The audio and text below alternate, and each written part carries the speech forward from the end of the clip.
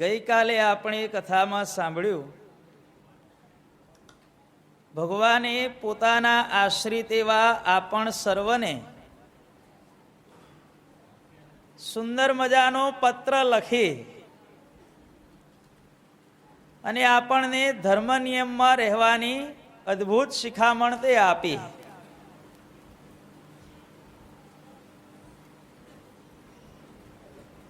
હવે આપણને ઈશ્વર બાપા આગળ કથા સંભળાવે છે. આપણે બધાએ મૂર્તિમાં રહી મૂર્તિનું અનુસંધાન રાખી અને શાંત ચિત્તે ભગવાનની કથા વાર્તાનું શ્રવણ તે કરીએ. સ્વામિનારાયણ હરે. શ્રી ઈશ્વર બાપા ઉવાચ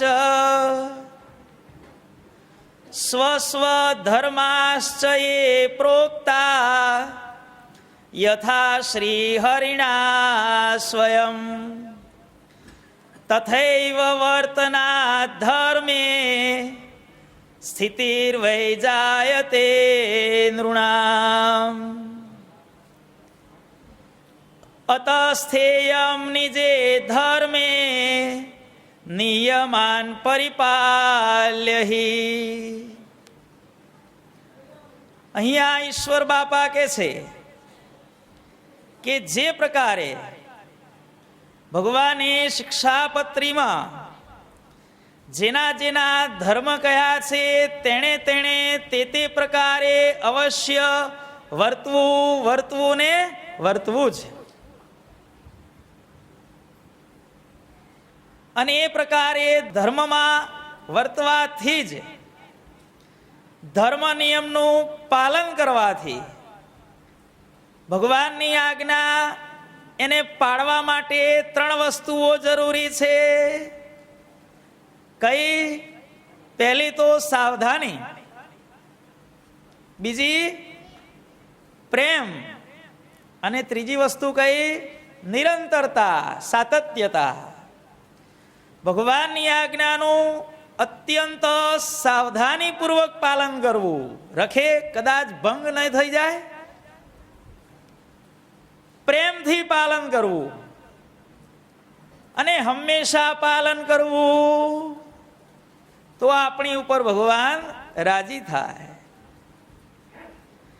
ભગવાન આગળ કહે છે કે ધર્મ સ્થિતિ રૂપાસ્તિશ્ચ શ્રી હરે સાકૃતે સદા તદવતાર ચેષ્ટાનામ ગાનમ તન્નામ સંસ્મૃતિ. અહીંયા ઈશ્વર બાપા કહે છે કે ભગવાનના ભક્તએ ધર્મ નિયમનું પાલન કરવું, ભગવાનની સદા સાકાર સ્વરૂપની હંમેશા ઉપાસના કરવી, ભગવાનના ચરિત્રને ગાવવા અને ભગવાનનું નામ સ્મરણ કરવું. 4 બાબતો ભગવાનના ભક્તના જીવનમાં અત્યંત જરૂરી તે છે. જો અહીંયા ભગવાન આ પ્રકારે ઉપાસનાની સાચી વિધિ કહે છે અને ધર્મ નિયમનું આ પ્રકારે આપણને મહાત્મય તે કહે છે. સર્વોપરી ઉપાસના, સદા સાકારપણાની ઉપાસના ભગવાન કહે છે કે આપણે કરવી. ધર્મ નિયમનું પાલન કરવું, ભગવાનના સ્વરૂપની ઉપાસના, ભગવાનના ચરિત્રોનું ગાન અને ભગવાનનું નામ રટણ. કેટલી વસ્તુ થઈ ભાઈ? 4 વસ્તુઓ. કઈ કઈ? એક તો ભગવાનના નિયમ ધર્મનું પાલન, બીજી ભગવાનના સ્વરૂપની ઉપાસના, ત્રીજી ભગવાનના ચરિત્રનું ગાન, અને ચોથું ભગવાનના નામનું રટન. મધ્યના 35માં ભગવાને આ વસ્તુ આપણને સમજાવેલી છે. તો ભગવાન કહે છે કે આમાં પાયાની વસ્તુ કઈ છે? ભગવાનની આજ્ઞાનું પાલન. ગઈકાલે આપણે શિક્ષાપત્રી વિશે અત્યંત રસપ્રદ માહિતી મેળવી. પહેલા શિક્ષાપત્રીના ધ્યાનના 12 શ્લોકો, ત્યાર પછી 10 શ્લોક શેના ભાઈ? પ્રસ્તાવનાના, ઉપોદ્ઘાત જેને કહેવામાં આવે છે. ત્યાર પછી 30 શ્લોકો શેના છે? અહિંસા ધર્મના. કોની કોની? એક તો પોતાની, બીજાની, બરોબર ને? પોતાની અને પારકી હિંસા કયા કયા પ્રકારે થાય છે અને શું ન કરીએ તો અહિંસા ધર્મનું પાલન થાય. એ અહિંસા ધર્મની જુદી જુદી રીતો ભગવાને 11 થી 40મા શ્લોકમાં કહેલી છે. પોતાને દુઃખ થાય અને બીજાને દુઃખ થાય એવી કઈ કઈ વસ્તુઓ છે એ ભગવાને એમાં કહેલી છે. ત્યાર પછી 81 શ્લોકો ભગવાન કઈ રીતે ભજવા, ભક્તિ પ્રકરણ જેને કહેવામાં આવે છે. અને શાસ્ત્રમાં ભક્તિ પણ કેટલા પ્રકારની કહેવામાં આવેલી છે? 81 પ્રકારની. 9 પ્રકારની ભક્તિ, ઉત્તમ, મધ્યમ ને કનિષ્ઠ ભેદ, સત્વ, રજ અને તમ. 9 તરી 27 અને 27 તરી 81. 81 શ્લોકોમાં ભગવાનની ભક્તિની વાત કરેલી છે. 121મા શ્લોક સુધી, 122મા શ્લોકથી 202 શ્લોક સુધી કેટલા શ્લોકો થયા ભાઈ? એના પણ 81 શ્લોકો થયા. 81 શ્લોકોમાં એક શ્લોક છે એ આ બંનેની જોડતી કડીરૂપ છે કે હવે અમે સામાન્ય ધર્મ કહી દીધા, હવે અમે વિશેષ ધર્મ કહીએ છીએ. કેટલા વધ્યા ભાઈ? 80 શ્લોકો વધ્યા. અને એ 80 શ્લોકોમાં 123 થી માંડી 162 સુધી ગૃહસ્થને, 40 શ્લોકો ગૃહસ્થના.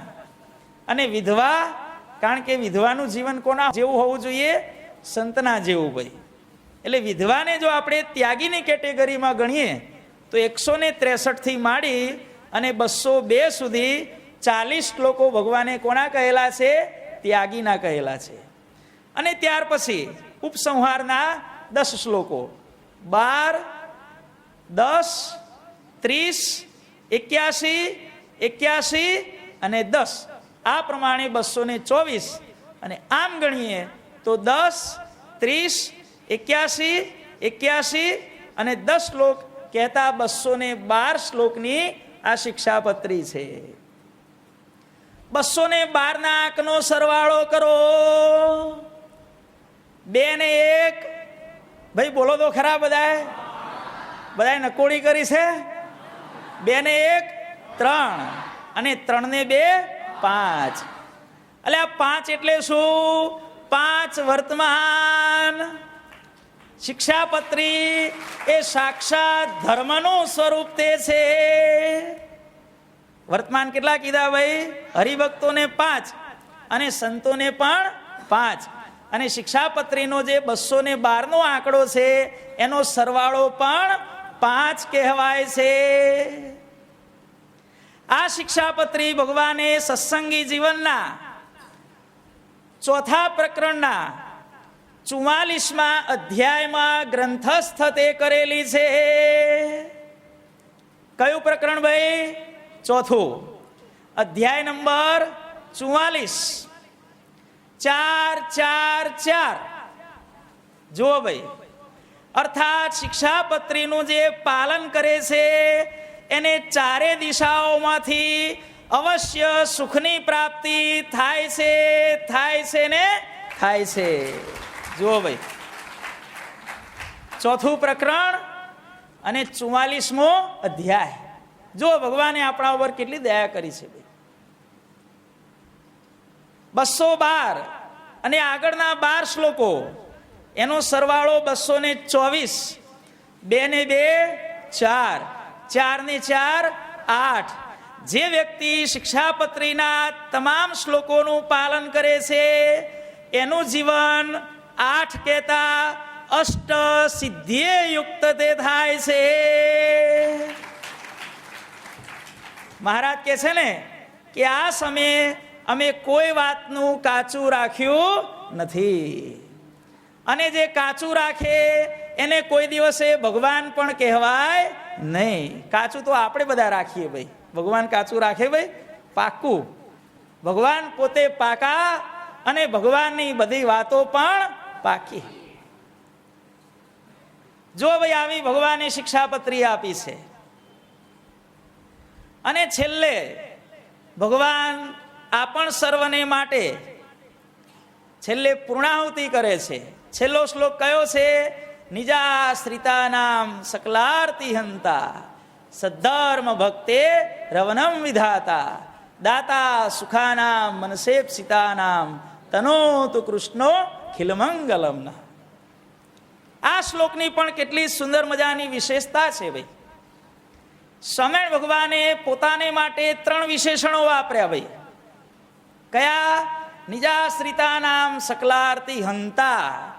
પેલું વિશેષણ કયું આવ્યું ભાઈ શરદભાઈ? હંતા. પછી સધર્મ ભક્તે રવનમ વિધાતા. હંતા વિધાતા. દાતા સુખાનામ મનસેપ્સિતાનામ. ત્રીજું વિશેષણ કયું આવ્યું ભાઈ? દાતા. બરોબર ને? પેલું વિશેષણ કયું આવ્યું ભાઈ? હંતા. બીજું કયું આવ્યું? વિધાતા. અને ત્રીજું દાતા. અલ્યા હંતા એટલે નાશ કરનારા, વિધાતા એટલે ઉત્પન્ન કરનારા, અને દાતા એટલે પાલન પોષણ કરનારા. અર્થાત ભગવાન કહે છે કે અમે સમગ્ર વિશ્વની ઉત્પત્તિ સ્થિતિને પ્રલયના કરતા તે છીએ. જો ભાઈ હંતા બરોબર, પછી વિધાતા અને દાતા. આ લોકની અંદર કહેવાય છે કે હંતા અર્થાત પ્રલય. હંતા એટલે શું થાય ભાઈ? પ્રલય, નાશ કરવો. એનું કાર્ય કોણ કરે છે? આ લોકની રીતે ભગવાને કોને સોંપ્યું છે ભાઈ? શિવને સોંપ્યું છે. વિધાતા એટલે ઉત્પન્ન કરનાર.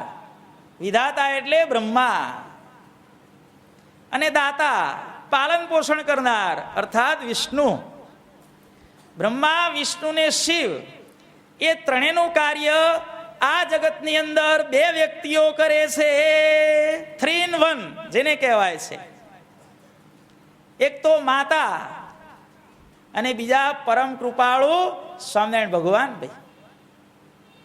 લોકમાં કહેવાય છે કે બ્રહ્માજી માત્ર ઉત્પત્તિ કરે છે, વિષ્ણુ માત્ર પાલન પોષણ તે કરે છે, અને શિવજી માત્ર પ્રલય કરે છે.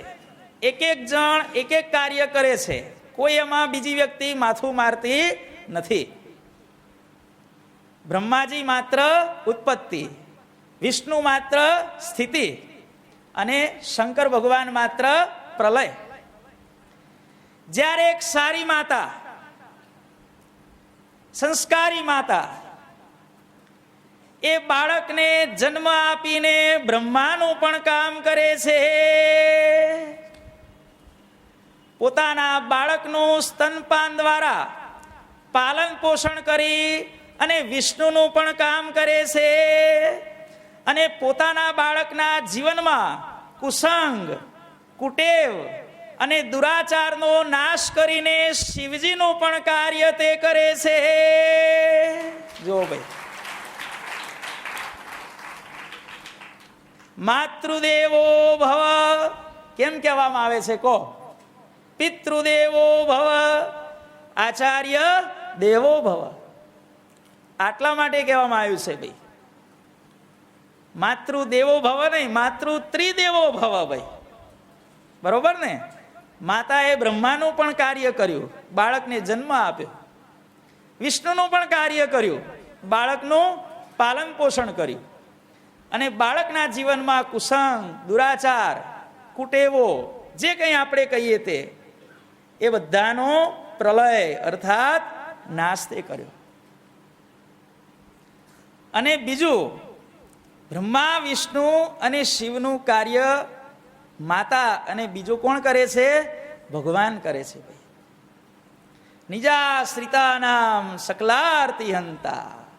પોતાના ભક્તોના જે સમગ્ર દુઃખ અને પીડા એનો નાશ કરનારા.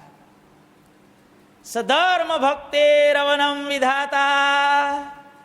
પોતાના ભક્તોનું રક્ષણ કરનારા, પાલન પોષણ કરનારા, બરોબર ને જેવી ભાઈ? વિધાતા, દાતા સુખાનામ મનસેપ સીતાનામ, જો આપનારા, જેને જે લેવું હોય એ લોકો. એટલે ભગવાન હંતા અર્થાત શિવ, વિધાતા અર્થાત બ્રહ્મા અને દાતા અર્થાત વિષ્ણુ, ત્રણેય ભગવાન જે દેવ કહેવાય છે, જેને ભગવાનની કૃપાથી આ લોકની અંદર લોકો ભગવાન પણ માને છે, એ બધાયનું કાર્ય કોણ કરે છે?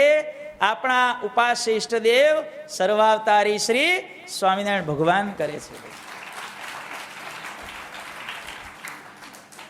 એટલા માટે માતા અને ભગવાન એ બંનેને એમનો બાળક તું શબ્દ કહીને બોલાવે છે, બરોબર ને ભાઈ? તું શબ્દ કોના માટે વપરાય? એક ભગવાન માટે અને બીજો માતા માટે. બાપ કરોડો રૂપિયા કમાતો હશે, હોનાના મેલ ચણ્યા હશે, પણ કોઈ દિવસે છોકરો પોતાના બાપને તું કહીને નહીં બોલાવે. કોને બોલાવશે ભાઈ? પોતાની માતાને. અને બીજો તું શબ્દ કોને વપરાય છે? ભગવાનને વપરાય છે. તુસે કરું પ્યાર સુખ કી લહેર્યું, મૂર્તિ તેરી કામણ ગારી. જો ભાઈ, સાંઈ બાપાએ પણ ભગવાન માટે તું શબ્દ કેટલાય ઠેકાણે વાપર્યો છે ભાઈ. પ્રીતિ હૈ તોરી મોરી આવે છે ને બધું એ ભાઈ, આ બધું કીર્તનોમાં ઘણું બધું આવે છે ભાઈ. એટલે ભગવાનનું અને માતાનું કાર્ય સર્વ રીતે સમાન તે છે. આ પ્રમાણે ભગવાન 212 શ્લોકોની શિક્ષાપત્રીની પૂર્ણાહુતિ કરે છે. વકાર અમૃત તુલ્ય, મકાર ઈશ્વર રૂપ. આપણને પણ આપણા જીવનમાં કેટલા મકાર મળ્યા ભાઈ? વિચાર કરો. સૌથી પહેલો તો મહારાજનો મ, બરોબર ને ભાઈ? મહારાજ. પછી આપણે બધાએ જે કલ્યાણની વ્યાખ્યા સાંઈ બાપાની કૃપાથી આપણા જીવમાં ઉતારી છે. આપણે જીવાત્માને ક્યાં લીન કરવાનો છે ભાઈ? મૂર્તિમાં. જો આ બીજો માં, મહારાજ મૂર્તિ. અને એ જે મૂર્તિમાં પ્રવેશવું, એ ક્રિયાને શું કહેવામાં આવે છે? મુક્તિ. અલ્યા ભાઈ, આપણા ગુરુદેવનું નામ શું ભાઈ? એ પણ મકાર ઉપર છે ભાઈ. અને એ ગુરુદેવે જે કેન્દ્ર સ્થાન બનાવ્યું, એ વિસ્તારનું નામ પણ મણિનગર તે છે. જો ભાઈ, મકારનો આશ્રિત થાય એ હંમેશા ઈશ્વર રૂપ અર્થાત પુરુષોત્તમ રૂપ થાય ને થાય. જુઓ ભાઈ, કેટલા મકાર થયા ભાઈ? મહારાજ, મૂર્તિ, મુક્તિ. અલ્યા મુક્ત આય રહી ગયું. જુઓ ભાઈ, મુક્ત. આપણે બધાને કઈ સ્થિતિ પામવાની છે? મુક્ત. પછી આપણા ગુરુદેવનું નામ, અને છેલ્લે આપણું સબસે સુંદર હૈ સુખધામ મણિનગર ધામ. જુઓ ભાઈ, મકાર પુરુષોત્તમ રૂપ છે. દરેકે દરેક અક્ષરની વિશેષતાઓ. વચનામૃતની સંખ્યા 273, શિક્ષાપત્રીના શ્લોકોની સંખ્યા 212. એક ગ્રંથ આજ્ઞાનો અને એક ગ્રંથ ઉપાસનાનો. એટલે આ 273 માંથી 212 બાદ કરો, કેટલા વધે ભાઈ? 61. ખ્યાલ આવી ગયો ને ભાઈ? સાંઈ બાપાએ 61 દિવસની તપસ્યા કરી અને આજ્ઞા અને ઉપાસનાનું કેન્દ્ર જે મણિનગર ધામ, ત્યાં સ્વામિનારાયણ ગાદીને યાવત ચંદ્ર દિવાકરો મૂળ સ્વરૂપ આપીને પ્રસ્થાપિત તે કરી. જો ભાઈ, આવો અદભુત ગ્રંથ ભાઈ. અને એમના કાર્યો જુઓ તો ખરા ભાઈ. અને એ ભગવાન જ્યારે કે આ શિક્ષાપત્રી પ્રમાણે જે વર્ષે એ આ લોકમાં ને પરલોકમાં અવશ્ય સુખી થશે ને થશે જ. જો ભાઈ, અને જે નહીં વર્તે એનું જે ભગવાને જે કીધું છે એ પ્રમાણે ભાઈ કોઈ પણ વ્યક્તિ જગતમાં સુખી દેખાય. જો ચાણક્ય નીતિમાં કૌટિલ્ય કહે છે, અર્થશાસ્ત્ર નામનો ગ્રંથ છે, એમાં કહે છે કે સુખસ્ય મૂલમ ધર્મ, સુખનું મૂળ ધર્મ છે. આ જગતની અંદર કોઈ પણ વ્યક્તિ આપણને સુખી દેખાય ત્યારે સમજી લેવું કે એણે આ જન્મમાં કે પૂર્વ જન્મમાં પણ કંઈક ધર્મનું એણે પાલન કર્યું હશે ત્યારે એ સુખી હશે. અથવા તો અજાણપણે પણ, જેમ હરિલીલામૃતમાં વિહારીલાલજી મહારાજ કહે છે કે અજાણતા પણ જે વ્યક્તિ અમૃત પીવે એ હંમેશા અમર થાય. ભલે સ્વામિનારાયણ ભગવાનનો આશ્રિત ન હોય, આપણને દેખાતું હોય કે આ સત્સંગી નથી, છતાંય સુખી છે, તો સમજી લેવું કે એનાથી જાણે અજાણે શિક્ષાપત્રીની આજ્ઞાનું પાલન થતું હશે ને થતું હશે તો જ સુખી હશે. ભાઈ દુનિયામાં આવું સર્વત્ર દેખાય છે. અને જીવનમાં દુઃખ આવે એટલે સમજી લેવું કે ગમે ત્યાં ભગવાનની આજ્ઞાનો ભંગ થયો. ઘણા માણસો કહેતા હોય છે કે ભાઈ હું તો શિક્ષાપત્રીના બધા નિયમ પાળું છું તોય દુઃખી છું. ઘણા આવી ફરિયાદ કરે. બોલો શું ફરિયાદ કરે શરદભાઈ? હું શિક્ષાપત્રીના બધા નિયમ પાળું છું તોય દુઃખી છું. કહો તો પછી આપણે કહેવું પડે કે જ્યારે સ્વામિનારાયણ ભગવાનનો અમને સાક્ષાત્કાર થશે ત્યારે અમે સ્વામિનારાયણ ભગવાનને તમારી ફરિયાદ પહોંચાડીશું કે ભગવાન હવે શિક્ષાપત્રીમાં થોડુંક ફેરવો ભાઈ. હા, એવું જ કહેવું પડે ને. પછી આવાને બુદ્ધિના બેલ હોય એને જવાબ શું આપવાનો કહો? કેવું પડે ભાઈ, ભગવાન કરતા તમારી સ્થિતિ ઊંચી થઈ તો પછી ત્યારે ભગવાનના આશીર્વાદો હજી તમારા સુધી પહોંચ્યા નથી. શું થાય કહો? પણ આ વસ્તુ છે એ અણસમજણ છે ભાઈ. આ જે કંઈ બોલાય છે એ અજ્ઞાને કરીને બોલાય છે. જીવનમાં દુઃખ આવે ત્યારે સૌથી પહેલું કામ કરવું કે શિક્ષાપત્રી લઈને બેસી જવું ઘેર. પૂજામાંથી કાઢવી હો, કોક દાડો કાઢવી ભાઈ. બસ ખાલી સવારે પૂજામાં 5 શ્લોક વાંચી લીધા અને પેટીમાં પેક કરીને ચડાવી દીધી 24 કલાક, એવું નહીં કરવાનું ભાઈ. કોક દાડો કાઢવાની બહાર ભાઈ, નીકળો ભાઈ. અને પછી વાંચવાનું, પહેલા શ્લોકથી માંડી અને છેલ્લા શ્લોક સુધી એને વાંચવાનું અને જોઈ લેવાનું કે મારી જે આજ્ઞામાં વર્તવાની જે અનુવૃત્તિરૂપ ક્રિયા, મારું જે આજ્ઞા પાલન જે વસ્તુ હું કરી રહ્યો છું એમાં ફેર ક્યાં પડ્યો? અવશ્ય એમાંથી આપણી ભૂલ મળશે ને મળશે જ. તમારે કોઈની આગળ રોદણા રોવાના નહીં રે ભાઈ. શિક્ષાપત્રી વાંચી લેવાની કે ભાઈ ક્યાં ફેર પડ્યો. હા, આજે મેં કોઈકને ગાળ દીધી હતી, ક્યાંકનું ક્યાંક ભાઈ મળી જ જશે ભાઈ. આજે હું ક્યાંક થૂંક્યો તો જાહેર સ્થળે, એટલે દુખાયું તારે. કર્મ આપણે કરીએ એનું ફળ આપવું કોના હાથની વાત છે ભાઈ? ભગવાનના હાથની વાત છે. દુઃખ આવવાનું કારણ ભગવાનની આજ્ઞાનો ભંગ. સ્વામિનારાયણ ભગવાન પ્રથમ પ્રકરણના 34મા વતનાર્થમાં કહે છે, આ જ વસ્તુને દોહરાવતા કે ભગવાનનો આશ્રિત થાય, ભગવાનનો ભક્ત થાય, એના જીવનમાં જે કાંઈ સુખ દુઃખ આવે છે એ કાળ કર્મને માયાનું પ્રેર્યું આવતું નથી.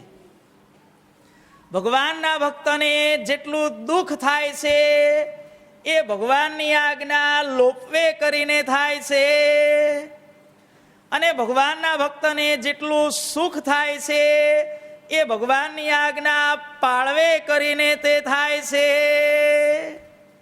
પૂરી થઈ ગઈ ને વસ્તુ ભાઈ. પછી પેલો ગ્રહ નડ્યો, પિતૃ નડ્યા કે ફલાણું નીકળ્યું, ઢીકણું નીકળ્યું, આલિયો માલિયો જમાલિયો કમાલિયો ધમાલિયો બધા નડ્યા, એ વસ્તુ ખોટી ભાઈ. દુઃખનું એક જ કારણ શું? ભગવાનની આજ્ઞાનો ભંગ. સુખનું પણ એક જ કારણ ભગવાનની આજ્ઞાનું પાલન. જુઓ ભાઈ, ભગવાન આપણને કેટલી સુંદર મજાની વસ્તુઓ શીખવે છે. શિક્ષાપત્રીમાં ભગવાને કહ્યું કે આ શિક્ષાપત્રીમાં અમે જે કાંઈ કીધું છે એનો નિર્ણય તમારે અર્થાત આપણે સર્વે પોતાની બુદ્ધિ પ્રમાણે ક્યારે પણ કરવો નહીં.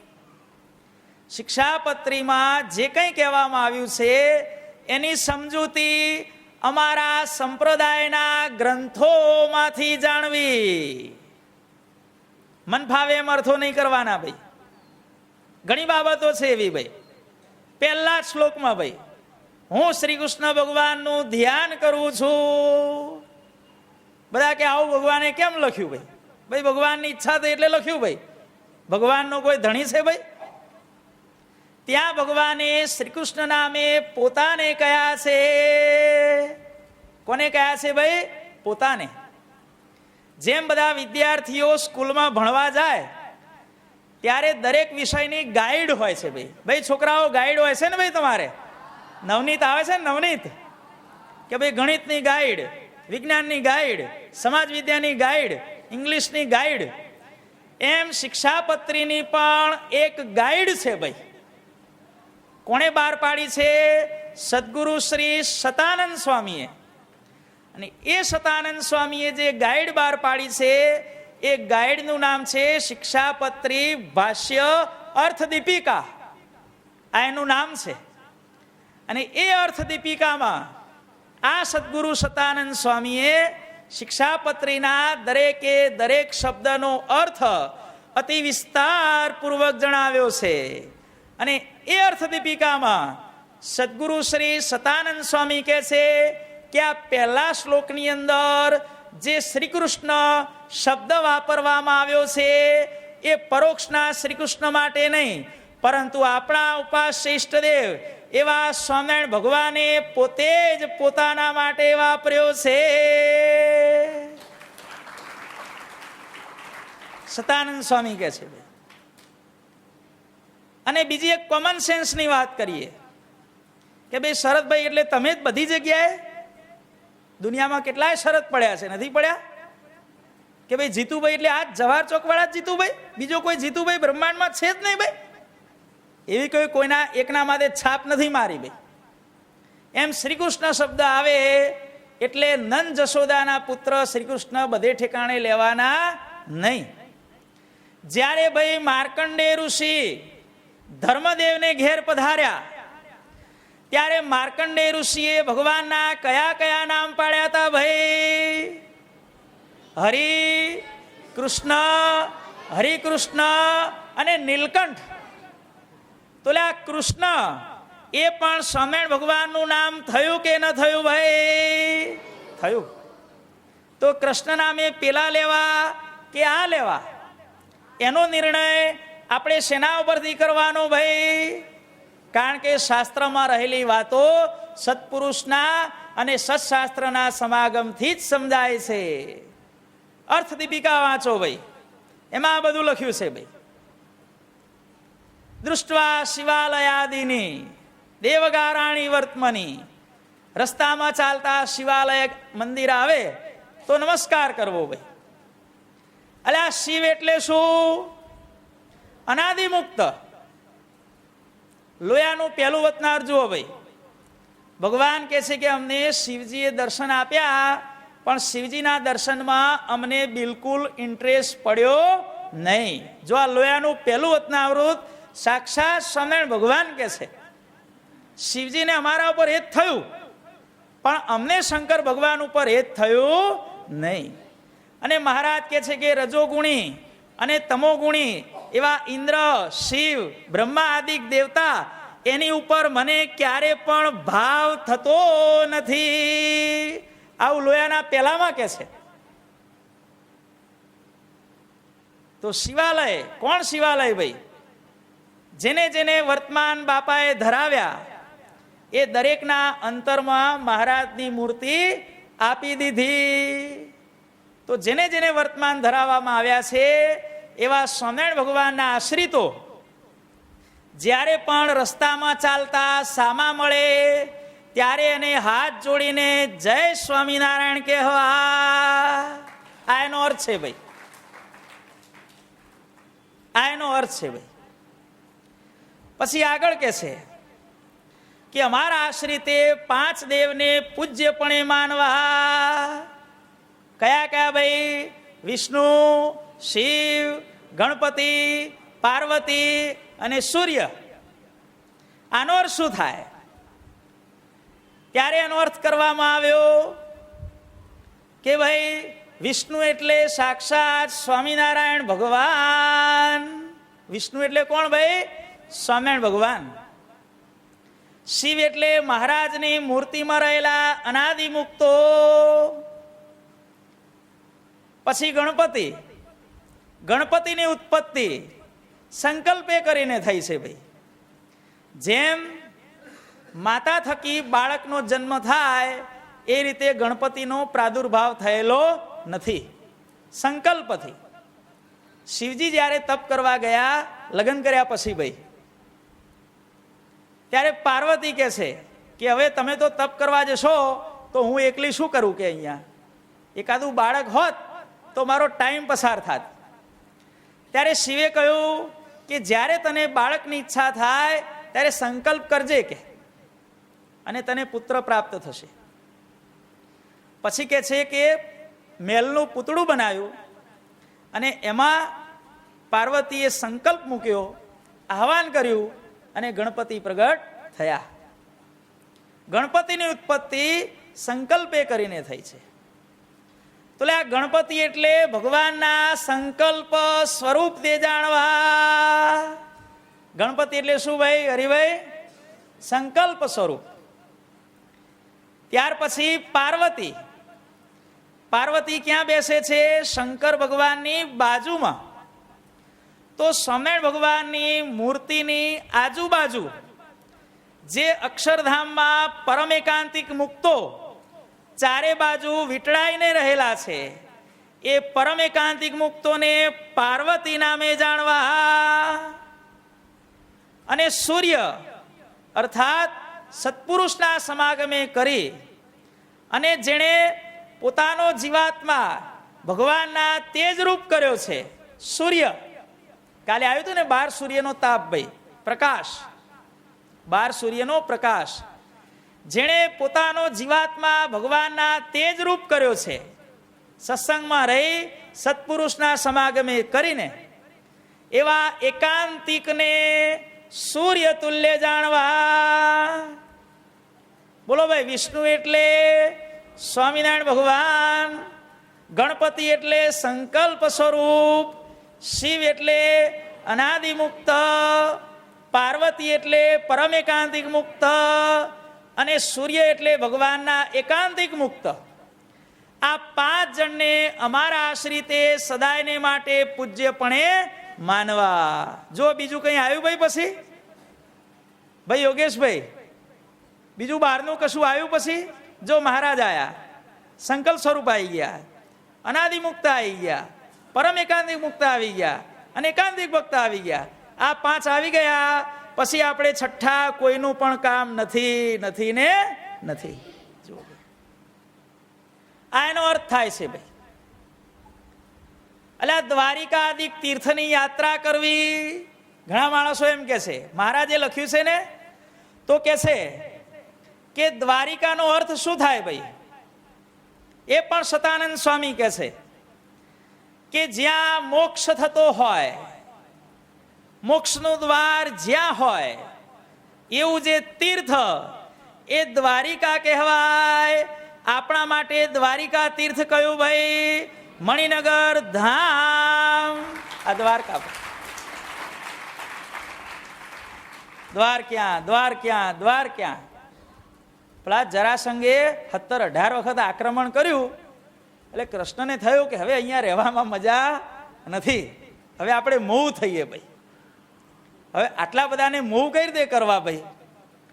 તે પછી રાત્રે બધા સૂતા હતા ને, તે રાતો રાત કૃષ્ણ ભગવાને કહે છે કે વિશ્વકર્માની પાસે દ્વારકા બનાવી, હોનાની ભાઈ, આખી હોનાની હો ભાઈ. અને રાતો રાત બધા સૂતા હતા એ બધાને શ્રી કૃષ્ણએ મથુરાથી દ્વારકા કટ પેસ્ટ કરી દીધા ભાઈ. શું કરી દીધા ભાઈ? કોપી પેસ્ટ નહીં હો ભાઈ. શું કર્યું? કટ પેસ્ટ કરી દીધા. અહીંથી ઉપાડી અને ત્યાં ઠલવી દીધા બધાને. આ હાર્ડ ડ્રાઈવમાંથી માલ ઠલવી ખાલી કરી પેલા ઠલવી દીધો ભાઈ. અને સવારે બધા ઉઠ્યા અને જોયું દ્વાર ક્યાં. એટલા માટે નગરીનું નામ પડ્યું દ્વારકા. આ દ્વારકા નામ પડ્યું એનું કારણ ભાઈ. પણ આપણા સંપ્રદાયના અર્થમાં દ્વારકા એટલે શું ભાઈ? પ્રગટ ભગવાન. અને પ્રગટ ભગવાનના સત્પુરુષ જ્યાં વિરાજતા હોય એ આપણા માટે દ્વારકા. મુક્તાન સ્વામી શું કહે છે? કાશી કેદાર કે દ્વારકા દોડે, જોગની જુગતી ન જાણી રે, ફેરા ફરીને પાછો ઘરનો રે ઘરમાં, ગોધો જોડાણો જેમ ઘાણી રે. જો અહીંયા તો મુક્તાન સ્વામી દ્વારકા જવાની ના પાડી છે ભાઈ, કે હા પાડી છે? જીતુભાઈ હા પાડી છે કે ના પાડી છે? જો કાશી કેદાર કે દ્વારકા દોડે. અલ્યા જયરામ બ્રહ્મચારી કીધું, ના ગઈ ગંગા ગોદાવરી કાશી, ઘેર બેઠા મળ્યા અક્ષરધામના વાસી. જો ભાઈ, એટલે આપણે આરતીમાં રોજ બોલીએ છીએ 68 તીર્થ ચરણે કોટી ગયા કાશી. તીર્થો બધા ક્યાં આવ્યા? સ્વામિનારાયણ ભગવાનના ચરણમાં. તો બધા તીર્થો ક્યાં હોય ભાઈ? જ્યાં સ્વામિનારાયણ ભગવાન બિરાજમાન હોય ત્યાં બધા તીર્થો આવી ગયા ભાઈ. એટલે તીર્થયાત્રાનો મતલબ શું થયો? કે આપણે સ્વામિનારાયણ ભગવાનના દર્શન કરવા જઈએ, એ જ આપણા માટે સૌથી મોટામાં મોટી તીર્થયાત્રા.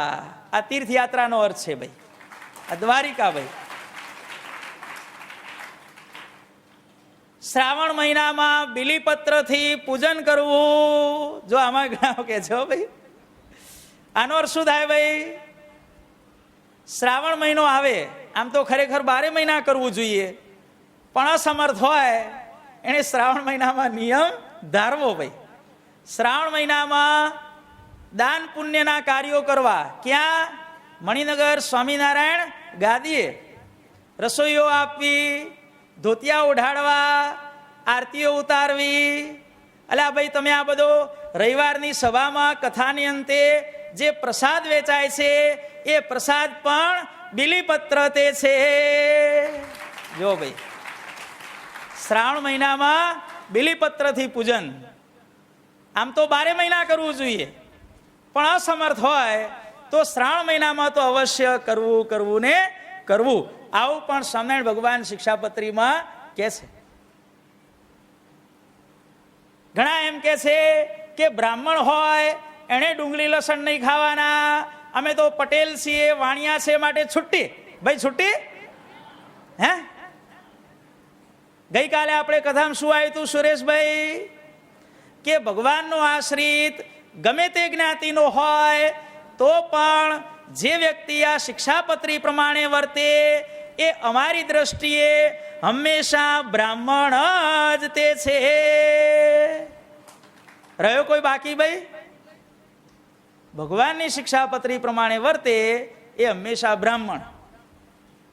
અને ભલે બ્રાહ્મણ જ્ઞાતિમાં જન્મ્યો હોય પણ ભગવાનની શિક્ષાપત્રી પ્રમાણે ન વર્તે તો એ ચાંડાળ કરતા પણ અધમ છે. જો ભાઈ, ભગવાન આમ કે છે. આ શ્રાવણ મહિનાની વાત થઈ ગઈ, બ્રાહ્મણની વાત થઈ.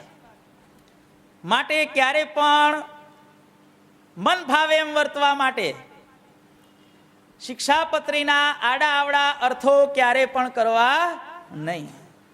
ન સમજણ પડે તો પૂછી લેવું, પણ એને કરીને ક્યારે અંધ પરંપરા શરૂ કરવી નહીં. જો ભાઈ, આ દ્વારિકા ઘણા બ્રાહ્મણો સત્સંગી થાય ત્યારે કહે છે કે ભાઈ મહારાજે કીધું છે કે ત્રિપુંડ, રુદ્રાક્ષ. જો હમણાં બધા રુદ્રાક્ષ પહેરવા માંડ્યા છે, પણ એ ખોટું છે ભાઈ બધું. આ બધી ફેશનો શરૂ થઈ છે હમણાં. કાઢી નાખો ભાઈ, કોઈ પહેર્યો હોય કાઢી નાખો ભાઈ. આપણા માટે ભાલમાં તિલક ચાંદલો અને ગળામાં કંઠી સિવાય બીજું કોઈ પણ આભૂષણ જોઈએ નહીં. આ આપણી શોભા છે ભાઈ. ઘણા કહે કે અમે બ્રાહ્મણ છીએ અને ભગવાને અમને છુટ્ટી આપી છે કે અમારા આશ્રિત થયા હોય તો પણ રુદ્રાક્ષ અને ત્રિપુંડનો ત્યાગ કરવો નહીં. ત્યારે એને કહેવું પડે કે વાંચો પુરુષોત્તમ લીલા અમૃત સુખસાગર, નિર્ગુણાનંદ વર્ણીએ કરેલું છે ભાઈ. એમાં શું લખ્યું છે કે જ્યાં સુધી ભગવાનને વિશે વિશ્વાસ ન આવે, મગજમાં થોડુંક હગડગ રહેતું હોય તો ત્રિપુંડ અને રુદ્રાક્ષ ધારણ કરવો. પણ એકવાર વિશ્વાસ આવી ગયો કે સ્વામિનારાયણ ભગવાન બીજો કોઈ નહીં, એના સર્વોપરીપણામાં બીજી જોડ નહીં, આવો જ્યારે વિશ્વાસ આવી જાય ત્યારે ત્રિપુંડ અને રુદ્રાક્ષનો કાયમ માટે ત્યાગ તે કરવો, આવો અર્થ કર્યો છે ભાઈ. અને જ્યાં સુધી ત્રિપુંડ કે રુદ્રાક્ષ ધારણ કરાય છે ત્યાં સુધી એ ધારણ કરનારે સ્વામિનારાયણ ભગવાનને સર્વોપરી જાણ્યા નથી. કારણ કે મનમાં હકડક છે, અને હકડક હોય તો પહેરો ત્યારે શું થાય? પહેર્યું એટલે સમજી લેવાનું કે ભાઈ હકડક થયું. શું બરોબર ને શરદભાઈ? કંઠી સિવાય, તિલક ચાંદલા સિવાય બીજા પ્રપંચો પેઠા એટલે સમજવું કે આ હકડક થયું, એટલે આ ડગ્યું, ધરતીકંપ આવ્યો, મકાન ડગ્યું, ક્યારે પડશે એ નક્કી નહીં ભાઈ. આનો અર્થ આ પ્રમાણે વર્ણીજીએ કરેલો છે ભાઈ. આવી તો શિક્ષાપત્રીમાં ઘણી વસ્તુઓ છે ભાઈ. કંઈ બાકી રહી જાય છે હોય તો કહેજો ભાઈ. આવા બધા અર્થો સ્વામિનારાયણ ભગવાને કીધું કે ગોલોક અમારું ધામ છે, શિક્ષાપત્રીમાં આવે છે ને 121માં શ્લોકમાં. પણ ગોલોકનો અર્થ સ્વામિનારાયણ ભગવાન અમદાવાદ પ્રકરણના 6 વતનાવૃતમાં કહે છે. ભગવાન કહે છે, કુબેરસિંહ છડીદાર પ્રશ્ન પૂછે છે કે મહારાજ આ અક્ષરધામ રૂપ મહોલ કેવો છે, એનું રૂપ કરો કે. ત્યારે સ્વામિનારાયણ ભગવાન કહે છે કે એ અક્ષર બ્રહ્મ રૂપ જે મહોલ છે, અમારું જે ધામ છે એ અનંત પ્રકારની શોભાએ યુક્ત છે, અને ગોલોક પણ અમે એને જ કહીએ છીએ. સ્વામિનારાયણ ભગવાન ગોલોક કોને કહે છે ભાઈ? પોતાનું જે અક્ષરધામ છે એને ગોલોક કહે છે. અને મહારાજે જે અમદાવાદના 6માં બધું લિસ્ટ ગણાયું કે ભાઈ અનંત પ્રકારના બાગ બગીચા, અનંત પ્રકારના ફુવારા, બરોબર ને ભાઈ, અનંત પ્રકારના ઝરૂખા, મેળીઓ, અગાશીઓ, એમાં ક્યાંય પણ ભગવાને એવું લખ્યું નથી કે અમારા ગોલોકમાં અનંત પ્રકારની ગોપીઓ, ગાયો, વાછરડા ને આખલા છે. આવું ભગવાને નથી લખ્યું ભાઈ અમદાવાદના 6માં. હે, શ્રી કૃષ્ણના ગોલોકમાં શું છે? ગોપીઓ, ગાયો, વાછરડા, એટલે પેલી વિરજા નદી, ગાયોને પાણી પીવાની વ્યવસ્થા કરવી પડે પાછી ભાઈ. વૃંદાવન, જંગલ હો ફાવે એમ ચરે. આમાંની એકેય વસ્તુ સ્વામિનારાયણ ભગવાને પોતાના અક્ષરધામની શોભા વર્ણન કરી છે એ લિસ્ટમાં અમદાવાદના 6માં ક્યાંય ગાય, વાછરડા, આખલા, વિરજા નદી, ગોપીઓ એનો એક પણનો ઉલ્લેખ કર્યો નથી ને નથી. જો અમદાવાદનું 6 વતનાવૃત, અક્ષરધામનું સ્વરૂપ, અક્ષરધામની શોભા કેવી છે. અને છેલ્લે ભગવાન ધીરે રહીને, કઈ રીતે ભાઈ? ધીરે રહીને, જેમ માં પોતાના બાળકને ગોળ ખવડાવી અને ધીરે રહીને પેલી કડવી દવા મોઢામાં મૂકી દે ને, એમ ભગવાન ધીરે રહીને કહી દે છે કે અમે ગોલોક પણ એને જ કહીએ છીએ. કોને ભાઈ? અમારું જે અક્ષરધામ છે એને ગોલોક કહીએ છીએ, બીજું ગોલોક નહીં ભાઈ. હો, ગોલોક એટલે શું થયું ભાઈ? ભગવાનનું અક્ષરધામ થયું. આ એનો અર્થ છે. વળી 108માં શ્લોકમાં કહે છે શ્રી કૃષ્ણ ભગવાન આપણા ઈષ્ટદેવ છે ભાઈ, લખ્યું છે ને ભાઈ. પણ શિક્ષાપત્રીનો વિસ્તાર અમારા સંપ્રદાયના ગ્રંથોમાંથી જાણવો, એટલે આ વરતાલના 18માં ભગવાન શું કહે છે કે તમારા સર્વેનો ગુરુ, ઉપદેષ્ટા, આચાર્ય, ઈષ્ટદેવ એવો જે હું. કોણ કે છે ભાઈ આ હું શબ્દ ભગવાન કોના માટે વાપરે છે ભાઈ? પોતાને માટે વાપરે છે. અલ્યા ભાઈ આપણા ઈષ્ટદેવ કયા? સ્વામિનારાયણ ભગવાન. તો શિક્ષાપત્રીમાં શ્રી કૃષ્ણ આપણા ઈષ્ટદેવ છે. એ જે વસ્તુ ભગવાને કીધી એ શ્રી કૃષ્ણ નામે કોને જાણવા? સ્વામિનારાયણ ભગવાનને જાણવા. ભાઈ શ્રી કૃષ્ણ પુરુષોત્તમ. મહારાજ અમદાવાદના 7મામાં કહે છે કે હું જ પુરુષોત્તમ છું. પતી ગઈ ને વાત ભાઈ, ધેટ્સ ઓલ. અને માર્કંડે નામ તો પાડ્યું હતું ભાઈ. માર્કંડે ઋષિએ શ્રી કૃષ્ણ નામ, ભગવાનનું કૃષ્ણ નામ પાડ્યું હતું. માટે શિક્ષાપત્રીનો અર્થ વિસ્તાર પોતાની મનની બુદ્ધિએ ક્યારે પણ કરવો નહીં. શિક્ષાપત્રીનો વિસ્તાર સંપ્રદાયના ગ્રંથોમાંથી જાણવો. અલ્યા ભાઈ મહારાજ કહે છે કે અમારા આશ્રિતે આ પેલો 10મો સ્કંદ રોજ વાંચવો. તો એનો અર્થ શું થાય? તો કહે છે કે ભગવાને જે લીલાઓ કરી એના પ્રેમાનંદ સ્વામીએ 10 પદ બનાવ્યા, જેને આપણે ચેષ્ટા કહીએ છીએ. એ ચેષ્ટાને રોજ ગાવી, રોજે રોજ ગાવી, એને આપણે રોજ 10મ સ્કંધ તે વાંચ્યો કહેવાય. શું ભાઈ? 10મ સ્કંદ રોજ વાંચવો એટલે 10 પદની ચેષ્ટા રોજ બોલવી ભાઈ. એટલે આ વિષ્ણુ સહસ્ત્ર નામનું પુરસ્ચરણ કરાવવું, એનો અર્થ શું થાય ભાઈ? વિષ્ણુ સહસ્ત્ર નામ હમણાં આપણે 5 દેવને પૂજ્યપણે માનવા એમ જે વાત થઈ, એમાં વિષ્ણુ એટલે કોણ થયું ભાઈ? સ્વામિનારાયણ ભગવાન. તો આ વિષ્ણુ સહસ્ત્ર નામ એટલે શું? સ્વામિનારાયણ ભગવાનના 1000 નામોનું સર્વ મંગલ સ્તોત્ર એટલે આપણા માટે વિષ્ણુ સહસ્ત્ર નામ ભાઈ.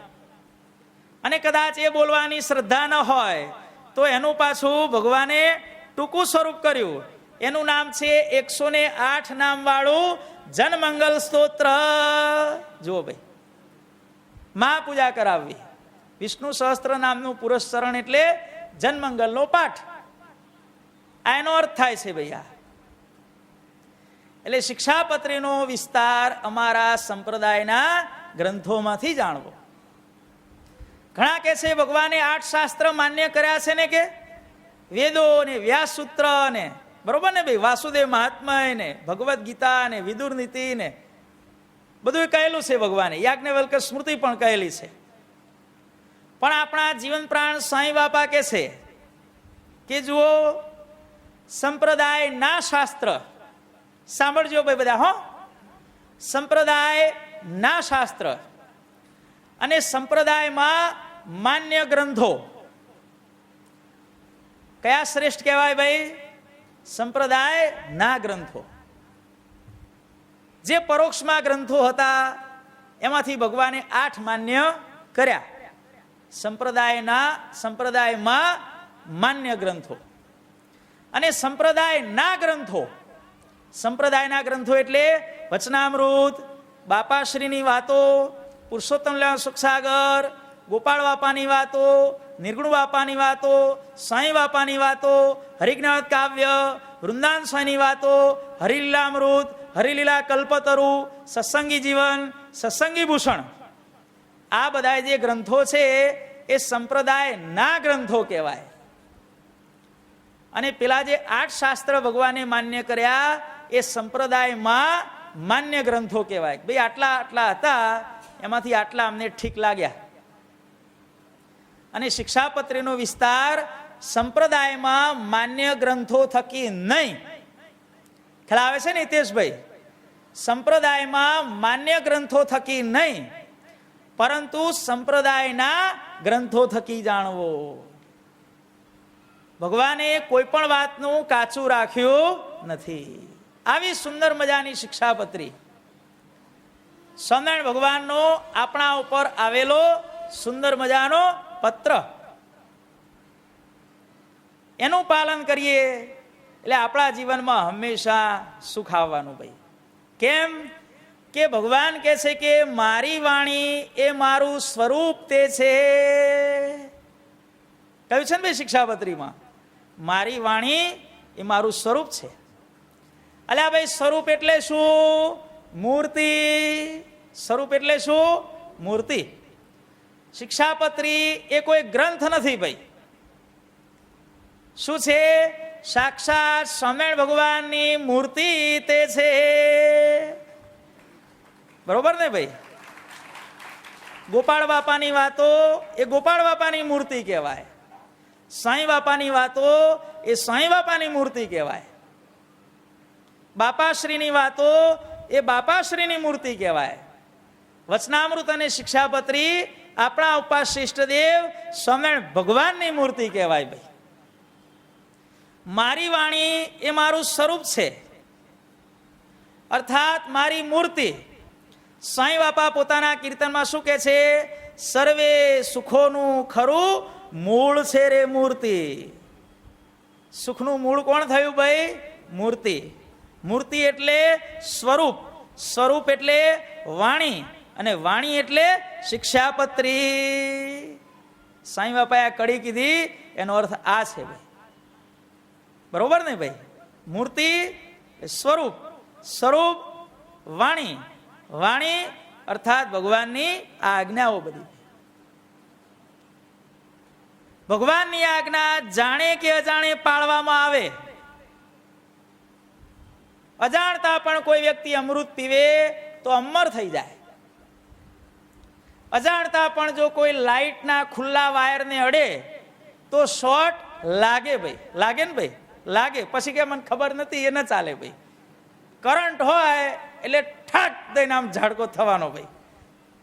એમ શિક્ષાપત્રીનું જાણે કે અજાણે પાલન કરે એ અવશ્ય સુખી થાય, થાય ને થાય જ. જો ભાઈ બધે દેખાય છે ને ભાઈ. એક હરિભગત કે સ્વામી આ બધા અમેરિકા, આ ઇંગ્લેન્ડ, આ જાપાન, આ ઓસ્ટ્રેલિયા, આ બધા દેશો સુખી કેમ છે? થાય ને ભાઈ શંકા? ભાઈ નાણભાઈ વિચાર આવે કે ના આવે કહો? આ બધા દેશો સુખી એટલા માટે છે કે એ દેશો ભગવાનની આજ્ઞામાં વર્તે છે. એટલે આપણને એમ થાય, એટલે આપણે કઈ શિક્ષાપત્રી મોકલાવી હતી એમને? હે? અને મોકલાઈ હશે તો વાંચી હશે સંસ્કૃતની ગુજરાતીમાં, એમને શું ખબર પડે ભાઈ? વિચાર કરો ભાઈ. મહારાજે રાજાના ધર્મો કયા? બરોબર ને ભાઈ? સાહેબ બરોબર છે ને? રાજાના ધર્મોમાં શું કહ્યું? કે અમારા આશ્રિત એવા રાજા, એમણે પોતાની પ્રજાનું પુત્રની પેઠે પાલન તે કરવું. જો અમેરિકામાં, આ લંડનમાં અને જે સુખી દેશો છે એ બધે વ્યક્તિ સિનિયર સિટીઝન થાય એટલે સરકાર એમને જીવવા માટે પેન્શન તે આપે છે. બોલો ભાઈ, પ્રજાનું પુત્રની પેઠે પાલન થયું કે ન થયું? થયું ભાઈ. થયું કે ન થયું ભાઈ? થયું. અને સ્વાભાવિક છે કે ભાઈ શિક્ષાપત્રી વાંચીને પાડે એના કરતા વાંચ્યા વગર પાડે એના ઉપર ભગવાનની પ્રસન્નતા હંમેશા સવિશેષ તે હોય. તમારો પુત્ર તમે ઘેરાઓ ત્યારે વગર માગે પાણી આપે અને માગો ને પાણી આપે. તમને કઈ વસ્તુ સારી લાગે? જે બી સોલંકી કહો, તરત સીધો હાજર થઈ જાય. લ્યો પપ્પા ઠંડુ ફ્રીજનું પાણી, ચિલ્ડ. અને જેવી સોલંકી પણ ચિલ્ડ થઈ જાય ભાઈ, ઠંડા પડી જાય. એટલે વાંચીને પાડે એના કરતા વાંચ્યા વગર પાડે એના ઉપર ભગવાનની પ્રસન્નતા વિશેષ થાય. તો વિચાર કરજો ભાઈ, જે દેશોમાં જે દેશની સરકારો પોતાની પ્રજાનું આવી રીતે ધ્યાન રાખે છે, અર્થાત આપણા ઉપાસ્ય ઇષ્ટદેવ સર્વાવતારી સ્વામિનારાયણ ભગવાનની આજ્ઞામાં જે દેશની સરકારો વર્તે છે એ બધાય દેશો અત્યારે સુખી સુખી ને સુખી તે છે. બરોબર ને ભાઈ? પુત્રની પેઠે પ્રજાનું પાલન કરવું પાળે છે ને સરકાર, ચિંતા જ નહીં ભાઈ.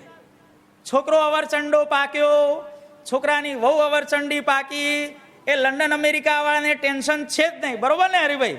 કોઈ જાતનું ટેન્શન નહીં કે ભલે સેવા ન કરે કે અમારી સરકાર અમને પાળશે, કે અમે માદા પડીશું તો સરકારની એમ્બ્યુલન્સ અમને લેવા આવશે, અમારા હાથ પગ જતા રહેશે તો સરકારના માણસો અમને વ્હીલચેર લઈ અને બગીચામાં ફરવા લઈ જશે. ભાઈ જુઓ ભાઈ, એટલે આ બધા દેશો સુખી છે એનું કારણ પણ શું છે? એ ભગવાનની આજ્ઞામાં વર્તે છે. ભાઈ કયા ભગવાનની આજ્ઞામાં? ભાઈ સ્વામિનારાયણ ભગવાનની આજ્ઞામાં આ બધા દેશો સુખી છે એનું કારણ આ છે. ભાઈ એટલે જગતમાં કોઈ પણ વસ્તુ સુખી દેખાય એટલે સમજવું, સીધું બળી નહીં મરવાનું. પછી ભાઈ ખોટે ખોટા ધુમાડા નહીં કરવાના. એ તો સત્સંગી નથી ને, અમે ભગવાન ભજી ભજીને મરી ગયા તોય દુઃખી છીએ ને, એ તો આશ્રિત નથી ને તોય આટલો બધો સુખી છે ને, ગાડીઓમાં ફરે છે ને, બંગલામાં ફરે છે ને. આ બધી મહેરબાની કરી માથાકૂટ કરવાની નહીં. જોઈ લેવાનું કે ભાઈ ભગવાનની કઈ આજ્ઞા પાળે છે. સમજ્યા વગર કોઈની પટલાઈ કરશો નહીં. ત્યાંની સરકારો ભગવાનની બીજી કઈ કઈ આજ્ઞાઓ પાળે છે? ભાઈ જ્યાં ત્યાં થૂકવું નહીં, પળાય છે ને ભાઈ? જ્યાં ત્યાં મળમૂત્ર કરવું નહીં, પાળે છે ને ભાઈ? અને આપણી સરકાર પાળે છે કો, એટલે તો આપણે બધા હેરાન થઈએ છીએ ભાઈ. ખ્યાલ આવ્યો ભાઈ?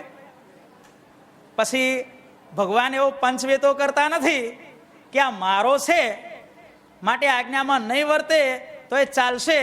જો ભગવાને કોઈને છોડ્યા નથી ભાઈ. ઋષભદેવના પુત્ર ભરતજી હતા અને મૃગલામાં આસક્તિ થઈ, પછી મારો છોકરો છે એમ માની છોડ્યા નહીં ભાઈ. ભગવાને એને 3 જન્મ ધરાયા ભાઈ. પક્ષપાત તો આપણે બધાને ત્યાં ચાલતો હોય ભાઈ. ભગવાનના દરબારમાં કોઈ પણ જાતનો પક્ષપાત ચાલતો નથી. જો આ બધા દેશો સુખી છે એનું કારણ શું છે ભાઈ? વેપાર ધંધો સારો ચાલતો નથી. ઘણા લોકો એમ કે છે કેમ ચાલતો નથી કહો? માર્ક કર્યું છે ભાઈ?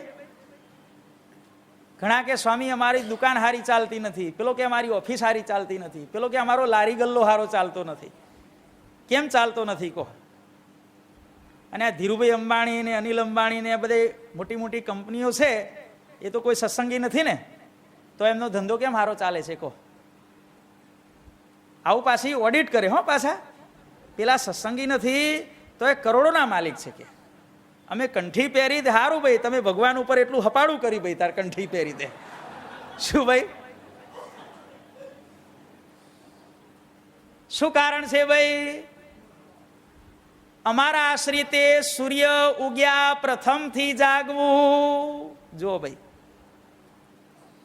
ધંધો સારો ચલાવવો હોય, બિઝનેસ સારો ચલાવવો હોય તો સૂર્ય ઉગ્યા પ્રથમથી ઉઠવાની જે વ્યક્તિ ટેવ પાડે છે એ વ્યક્તિનો ધંધો અવશ્ય સારો ચાલે છે ને ચાલે છે. શું અનિલ અંબાણી બપોરે 12 વાગ્યા સુધી પથારીમાં હોઈ રહેતો હશે ભાઈ? હે યોગેશભાઈ? કે આ મુકેશ અંબાણી બપોરે 2 વાગે ઉઠે છે? પૂછો. સવારે 5 વાગે પોતાની બેગ લઈ અને ઓફિસે જવા નીકળી ગયા હોય છે. ખબર છે?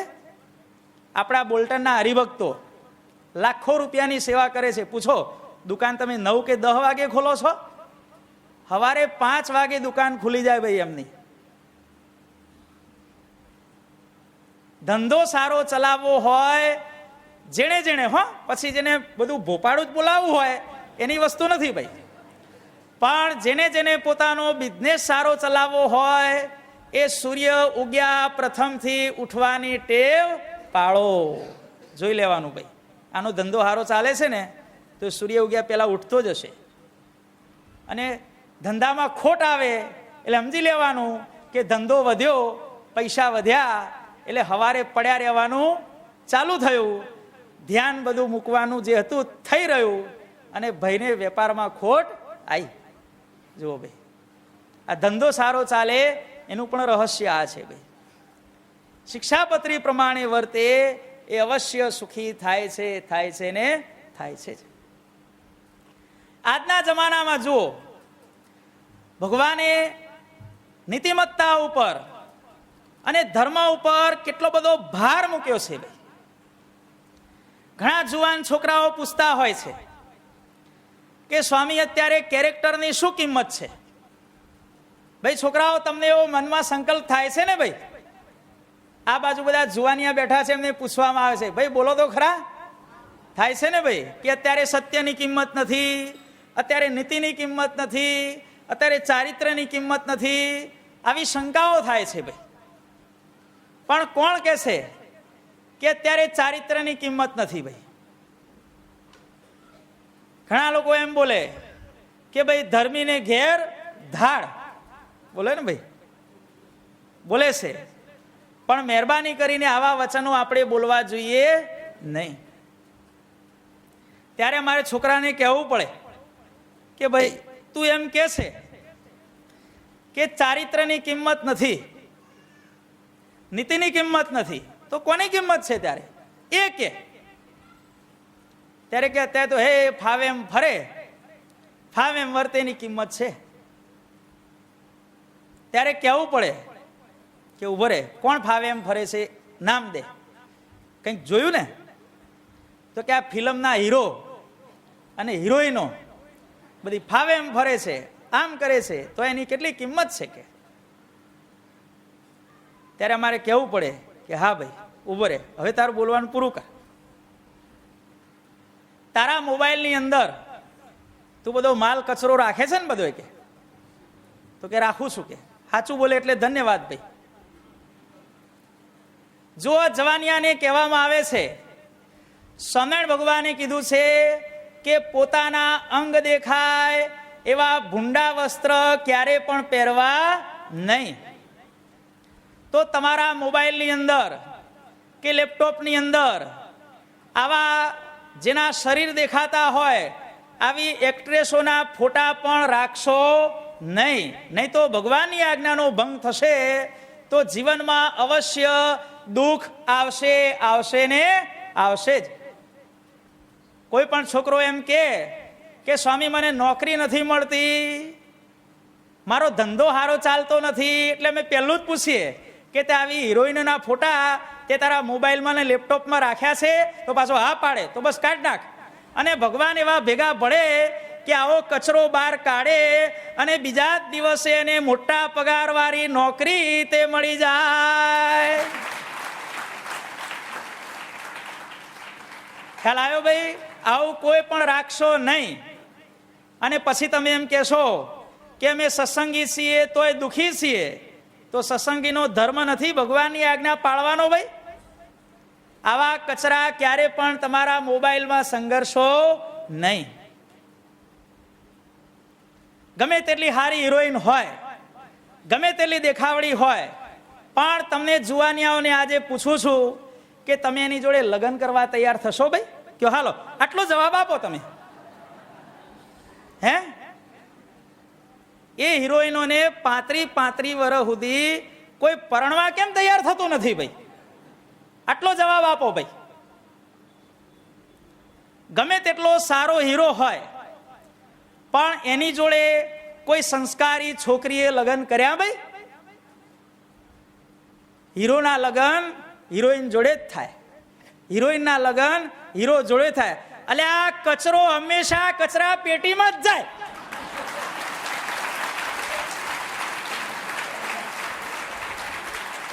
આટલું સમજી લેજો ભાઈ. હે? કોઈ હિરોઈનને રામ કે કૃષ્ણ જેવો પતિ મળ્યો ભાઈ? અને કોઈ હીરોને સતી સાવિત્રી જેવી પત્ની મળી ભાઈ?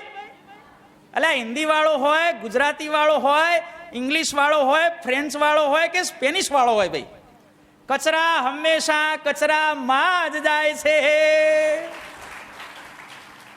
લે હાલો, તમને કોઈ હીરો ગમતો હોય તો એ હીરોની જોડે તમારી બેન કે તમારી દીકરીનું માગું લઈને જે બી તમે જશો કે હાલો, ભલે તમે મોબાઈલમાં ફોટા રાખતા હશો, એના પિક્ચરના ગીતો તમે ડાન્સ કરતા હશો, બધું જ કરતા હશો, ગાડીમાં સાંભળતા હશો, કાનમાં બધા પૂમડા ખોસીને, પણ કોઈ દાડો તમારી દીકરીને કે તમારી બેનને કોઈ દિવસ તમે એવું કહેશો કે આ હીરો હારો છે, એની જોડે લગ્ન કરી લે? અથવા તમારા પુત્રને તમે એવું કહેશો કોઈ દાડો કે ફલાણી હિરોઈન બહુ સારી છે, એની જોડે તું લગ્ન કરી લે? ભાઈ કોઈ દાડ નહીં કહો. તો આના ઉપરથી શું થાય કે અત્યારે પણ નીતિમત્તાની કિંમત છે ને છે જ.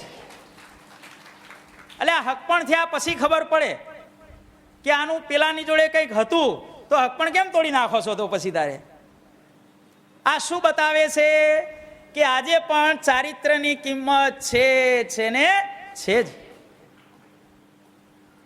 ભલે ઓછી દેખાવડી હશે, ઓછું ભણેલી હશે, ઊંચાઈ 2-5 ઇંચ આગી પાછી હશે તો ચાલશે, પણ અમારે વહુ કેવી જોઈએ?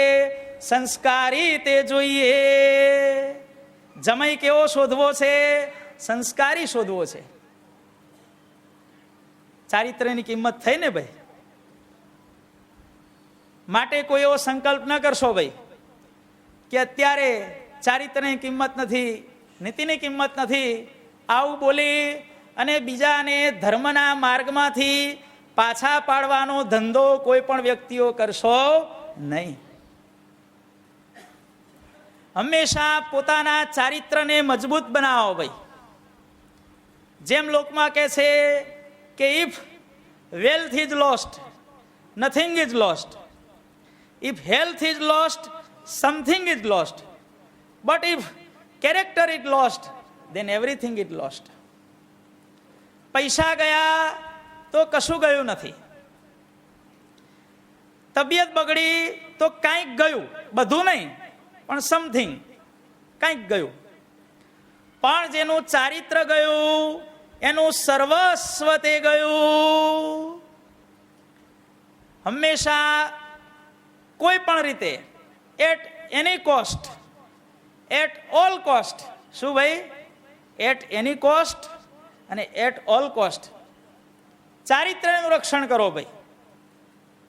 જીવનમાં ચારિત્ર્ય હશે તો ભગવાન અવશ્ય આપણા ઉપર રાજી થશે ભાઈ. ઘણી જગ્યાએ શાસ્ત્રોમાં એવું વાંચવામાં આવ્યું છે કે એક સંત દીક્ષા લે અને પછી 100 વર્ષ સુધી બ્રહ્મચર્ય પાળે, અર્થાત જીવનના અંત સુધી. 100 વર્ષ એટલે જીવનના અંત સુધી. કેવું બ્રહ્મચર્ય? નૈષ્ઠિક બ્રહ્મચર્ય ભાઈ. સ્વપ્નમાં પણ વીર્યપાત ન થાય એવું જીવનના અંત સુધી એ વ્યક્તિ બ્રહ્મચર્ય વ્રત પાળે. એક એવા સંત હોય અને એક બીજો ગૃહસ્થ હોય કે જેણે પોતાના જીવન દરમિયાન પોતાની પત્ની સિવાય બીજી કોઈ સ્ત્રીનો સંગ ન કર્યો હોય. કેવો ગૃહસ્થ ભાઈ? જેણે જીવન પર્યંત એક પત્ની વ્રત પાળ્યું હોય. અને એનાથી વિશેષ લગ્ન થયા પહેલા, સગાઈ તો થઈ હોય ને, સગાઈ અને લગ્ન વચ્ચેના ગાળામાં પણ જેણે પોતાની સ્ત્રીનો સંગ ન કર્યો હોય, પોતાની પત્નીનો, અર્થાત આજીવન પર્યંત જે ગૃહસ્થ એક પત્ની વ્રત પાળે અને જે સ્ત્રી એક પતિવ્રત પાળે, તો એ એક પતિવ્રત પાળનારી સ્ત્રી અને એક પત્ની વ્રત પાળનારો જે પુરુષ, એ બંનેને જીવન પર્યંત બ્રહ્મચર્ય પાળનાર સંત કરતા પણ ભગવાનના ધામમાં મોટી પ્રાપ્તિ તે થાય છે. એક પત્ની વ્રતનો આટલો બધો મહિમા છે ભાઈ. આશ્રમમાં તો રહેવું પડે ભાઈ. જેને વૈરાગ્ય વધારે હોય એ સંત થાય, જેને વૈરાગ્ય ઓછો હોય એ ગૃહસ્થ થાય. પણ ગૃહસ્થ થયા એટલે એનો અર્થ એવો નથી કે ફાવે એમ ફરવાનું ભાઈ. ઘણા ભક્તોનો અમને ખ્યાલ આવે કે ભાઈ આ ભાઈ થોડોક આઉટલાઇનમાં છે. એના સગા સંબંધીઓ કે સ્વામી અમારા છોકરાને સમજાવો, થોડો આઉટલાઇનમાં જાય છે. ત્યારે અમે એને શિખામણ આપીએ ત્યારે બળાઈ શું મારે પાછો ખબર છે? સ્વામી અમે તો ગ્રસ્ત છીએ. કે શું? કે અમે તો ફાવે એમ કરીએ. કે લો વાહ ભાઈ વાહ. પેલા RSS વાળા કે છે ને, ગર્વ સે કહો હમ હિન્દુ હૈ કે, આ એમ બોલે, હમ તો ગ્રહસ્થ હૈ કે. શું કે? ફાવે ઉસકો સાથે લઈને ફરને કી છૂટ હૈ કે, એમ કે પાછો. એટલે આ ગાડા શિક્ષાપત્રી તો વાંચ. શિક્ષાપત્રીમાં ભગવાને પોતાના આશ્રિતોને ઉપદેશ કર્યો છે કે અમારા આશ્રિત એવા ગૃહસ્થોએ પોતાની માતા, બેન અને દીકરી સાથે પણ ક્યારે એકાંતમાં રહેવું નહીં. એટલે આ ભગવાને પોતાના આશ્રિત ગૃહસ્થને પોતાની માતા જોડે પવિત્ર સંબંધ કહેવાય ને ભાઈ, પોતાની બેન જોડે અને પોતાની દીકરીની જોડે પણ જ્યારે એકાંતમાં રહેવાની ના પાડી હોય, અને પેલો શું કે અમે તો ફાવે ને લઈને ફરીએ. ભાઈ આ કઈ શિક્ષાપત્રી તું વાંચીને આવ્યો ભાઈ કે? હે સુરેશભાઈ બરોબર છે ને? વાત ખોટી હોય તો કહેજો ભાઈ. હો, પોતાની માતા, બેન અને દીકરી સાથે પણ ભગવાન એકાંતવાસની ના પાડે છે. અને આપણે બધા ફાંકા લઈને ફરીએ, હમ તો ગ્રહસ્થ હૈ કે, ફાવે इसको बाइक पे बैसाड़ने की कि गाड़ी में लेने घूमने की छूट है कि? हाँ छूट है तो आपको नरक में जाने की भी छूट है. तारे जाओ उपड़ो. પ્રેમાન સ્વામી કહે છે ને, જાશો નરકે વગાડતા ઢોલ, વાસ્તે ગાસ્તે જશો ભાઈ. તમને નરકમાં એમને એમ નહીં લઈ જાય યમદૂતો. જાશો નરકે વગાડતા ઢોલ, જે ફાવે એમ ફરશે, પર સ્ત્રીનો સંગ કરશે, પર પુરુષનો સંગ કરશે, એ બધા ક્યાં જવાના હરિભાઈ? જાશો નરકે વગાડતા ઢોલ. 20 તારીખના કીર્તનમાં આવે છે ભાઈ. વિચાર કરો કે આપણી માતા હોય, આપણી બેન હોય, આપણી દીકરી હોય, આપણી પત્ની હોય, એની સામે કોઈ કુદ્રષ્ટિએ કરીને જુએ તો આપણને કેટલું દુઃખ થાય છે? કહો સરભાઈ, દુઃખ થાય કે ન થાય? આપણી માતા સામે, આપણી બેન સામે, કે આપણી દીકરી સામે, કે આપણી પત્ની સામે કોઈ કુદ્રષ્ટિએ જોતો હોય તો આપણને કેટલું દુઃખ થાય છે? તો વિચાર કરો કે આપણે જેની ઉપર કુદ્રષ્ટિએ કરીને જોઈએ છીએ, એ શું કોઈ સંસ્કારી સંતાનની માતા નહીં હોય? એક સંસ્કારી ભાઈની બેન નહીં હોય? એક સંસ્કારી પતિની પત્ની નહીં હોય? એક સંસ્કારી મા બાપની દીકરી નહીં હોય? ભાઈ હશે. કોઈની ઉપર પણ મહેરબાની કરી અને કુદ્રષ્ટિએ જોશો નહીં. કોઈને ગમ્મતમાં તાલી આપવાની ટેવ કે ખભા થપથપાવવાની ટેવ સાંઈ બાપા અમને સંતોને શીખવાડતા કે જો તમારે બ્રહ્મચર્ય વ્રત દ્રઢ કરવું હોય તો આ બધી ટેવો ન જોઈએ ભાઈ. કઈ કઈ ટેવો? ખભે હાથ મૂકવાની, ખભા થપથપાવવાની, પાછળથી શાબાશી આપવાની, કેળમાં ગલી પછી કે ચૂંટલી ભરવાની, કે હાથ પકડીને હાથ મચેડવાની, કે ફાવે ને વળગી પડવાની. આ બધી ટેવો જીવન પ્રાણ સાંઈ બાપા કે છે કે મારા સંતમાં કે મારા હરિભક્તમાં ન જોઈએ. કારણ કે આ બધી વસ્તુથી હંમેશા બ્રહ્મચર્ય વ્રતનો ભંગ થાય છે ભાઈ. સાંઈ બાપા તો ત્યાં સુધી કહેતા કે સ્મશાનમાં કોઈ સ્ત્રીનો અગ્નિ સંસ્કાર કર્યો હોય, 90 વર્ષની બુઢીનો અગ્નિ સંસ્કાર કર્યો હોય, કેટલા વર્ષની ભાઈ? 90 વર્ષની ડોશીનો અગ્નિ સંસ્કાર કર્યો હોય, અને કોઈ પુરુષ ત્યાંથી પસાર થાય અને પવનની લહેર આવે, અને એ પવનની લહેરને કારણે પેલી 90 વર્ષની સ્ત્રીની રાખ જો ઉડી અને પુરુષના શરીર ઉપર ચોટે તો પુરુષને પણ કામ વિકાર પેદા થાય. આટલું સાંઈ બાપા કહેતા ભાઈ. જ્યાં સ્ત્રીની રાખ આટલી બધી પાવરફુલ હોય તો મૂર્તિમાન સ્ત્રી શું ન કરે? કહો વિચાર કરજો ભાઈ. અને સ્ત્રીઓ માટે, પુરુષ માટે પણ, અને સ્ત્રીઓ માટે પરસ્પર અત્યારે જે કહેવાય છે એટલે એનો અર્થ એવો નહીં સમજવાનો કે ભાઈ માત્ર સ્ત્રીઓ માટે કહેવાય છે, પણ સ્ત્રીઓને ઉદ્દેશીને કથા વાર્તા કરવાની ભગવાને અમને સંતોને ના પાડી છે. એટલે જ્યાં જ્યાં પુરુષનો ઉલ્લેખ આવે ત્યાં સામા પક્ષે એ પ્રમાણે પણ પુરુષ માટે સમજી લેવું ભાઈ. ચારિત્રનું રક્ષણ કરો ભાઈ. કોઈના ઘેર પુરુષ ન હોય તો જશો નહીં ભાઈ. પોતાના સગા ભાઈની વહુ હોય, ભાભી કહેવાય ને ભાઈ, પણ ક્યારે એની જોડે મોબાઈલમાં વાતો કરશો નહીં. તમારે તમારી ભાભીને કંઈ પણ કહેવું હોય, તમારા ભાઈની હાજરીમાં કહો, ભાઈ શું વાંધો છે? અથવા તમારા ભાઈને સમાચાર આપો કે તું ભાભીને આટલા સમાચાર આપી દેજે. ડાયરેક્ટ શું કરવા કનેક્શન કરો છો ભાઈ?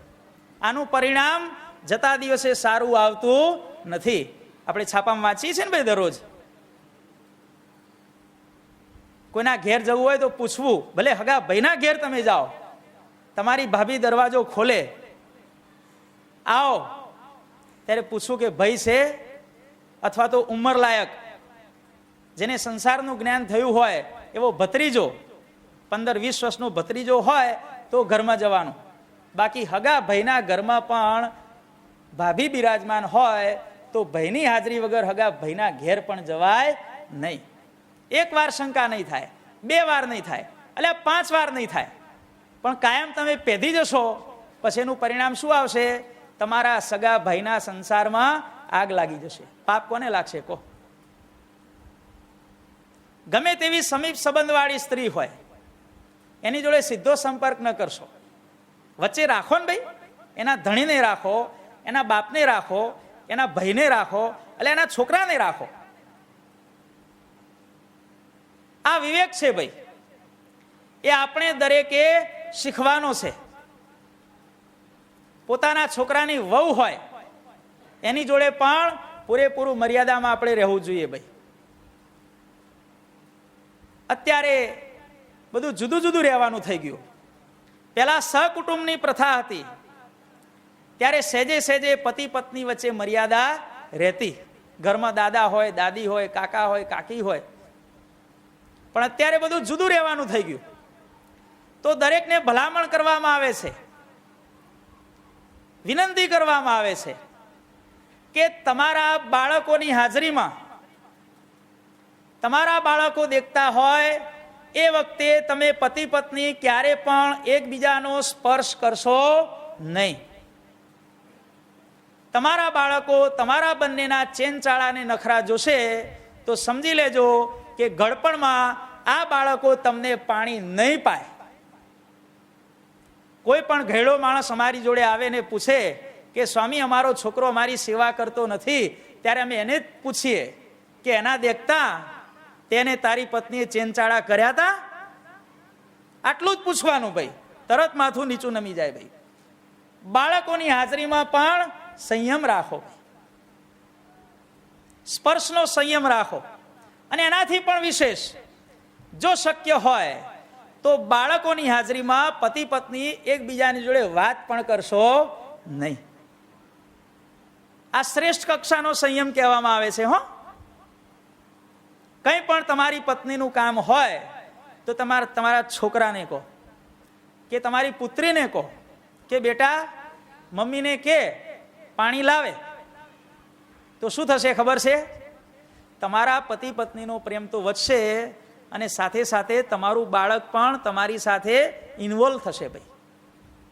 તમે જમવા બેઠા હો અને મા પોતાના પુત્રને ન પૂછી શકે કે બેટા પપ્પાને પૂછ, એમને રોટલી જોઈએ છે, એમને શાક જોઈએ છે, એમને ભાત જોઈએ છે, એમને દાળ જોઈએ છે, એમને અથાણું જોઈએ છે, બેટા પૂછ.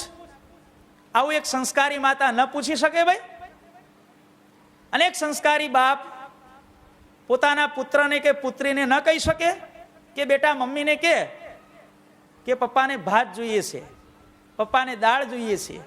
આ બધું શીખો ભાઈ. પણ બુદ્ધિના બેલ જમવા બેઠા હોય, એ વાઘરણ રોટલી લાય લ્યો, અલે આ રીત છે ભાઈ? હે, ઘણા બોલે છે ભાઈ કોઈ સાવકારીનો દાવો કરશો નહીં આ સભામાં, બધા જ બોલો છો ભાઈ, મોટા ભાગના. આવું બોલી પોતાની ક્રેડિટ પોતાના બાળકો પર ઘટાડવાનો ધંધો. બાપાએ પોતાની વાતોમાં કહ્યું કે આ જોગમાં જે આયા એ કોઈ દિવસે ખોટનો વેપાર કરશો નહીં. પતિ પત્નીએ સંતાનોની હાજરીમાં વાતચીત પણ ન કરવી જોઈએ. એકબીજાને અડાય તો નહીં, પણ જો વિશેષ શ્રદ્ધા હોય તો એકબીજાની હાજરીમાં બોલાય પણ નહીં. અને બોલવું હોય તો વચ્ચે માધ્યમ કોને રાખવાના? પોતાના બાળકોને અથવા પોતાનો ભત્રીજો હોય, બેટા તારી કાકીને કે, બેટા તારા કાકાને કે. આ બધું શીખો ભાઈ, કારણ કે વર્તમાન સમયે આત્મીયતા વધારવાની બહુ જરૂર છે ભાઈ. સમગ્ર વિશ્વ ટૂંકું થઈ રહ્યું છે, અંતરો ઘટી રહ્યા છે. બે વ્યક્તિઓના અંતર વચ્ચેના અંતરો અત્યારે વધી રહ્યા છે ભાઈ. આપણે શરીરને સુખ થાય, શિયાળામાં ઠંડી ન લાગે, હીટર શોધ્યું. ઉનાળામાં ગરમી ન લાગે, એસી શોધ્યું. ઠંડી છાશ પીવા મળે, ફ્રીજ શોધ્યું. કપડાં ધોવા કાંઠા ન પડે, વોશિંગ મશીન શોધ્યું. લોટ દળવા માટે ઘંટી શોધી, ટીવી શોધી, બધું જ શોધ્યું. અડધી રાત્રે પ્રકાશ મળે, લાઇટો શોધી. અત્યાર સુધી આપણે આપણા શરીરના સુખ માટે આપણા ઘરની અંદર લાખો રૂપિયાનો ખર્ચો કરી અને બધું વસાયું. પણ આપણે આપણા મનને શાંતિ થાય, આપણા જીવાત્મામાં ભગવાનનો વાસ થાય, એના માટે આપણે શું કર્યું કહો? કાંઈ જ નહીં કર્યું છે. કાંઈ ભાઈ, જે કાંઈ થયું એ બાહ્ય માટે કર્યું ભાઈ. અંતર માટે શું થયું કહો? કાંઈ જ નહીં. વિચાર કરજો ભાઈ, દુનિયામાં અત્યારે ચારિત્રની બહુ જ જરૂર છે. અને જે આવા મા બાપ છે, જે આવી રીતે પૂર્વે આવા એક પત્નીવ્રત વાળા પુરુષો થઈ ગયા અને એક પતિવ્રત વાળી સ્ત્રીઓ થઈ ગઈ, વર્તમાન કાળે છે અને ભવિષ્યમાં જે થવાના છે, એ બધાને આજે અમે સંતો સાષ્ટાંગ પ્રણામ તે કરીએ છીએ. આવા સંસ્કારી મા બાપને ભાઈ, જેવો રનવે હોય એવું પ્લેન લેન્ડ થાય ભાઈ. જમ્બો જેટ ઉતારવું હોય તો એનો રનવે એ પ્રમાણે જોઈએ ભાઈ. પછી પેલો માટીવાળો રનવે હોય ને, એમાં બધા ફટફટિયા જ લેન્ડ થાય ભાઈ. એમ જેવા મા બાપ હોય એવા સંતાનો ત્યાં આવે ભાઈ.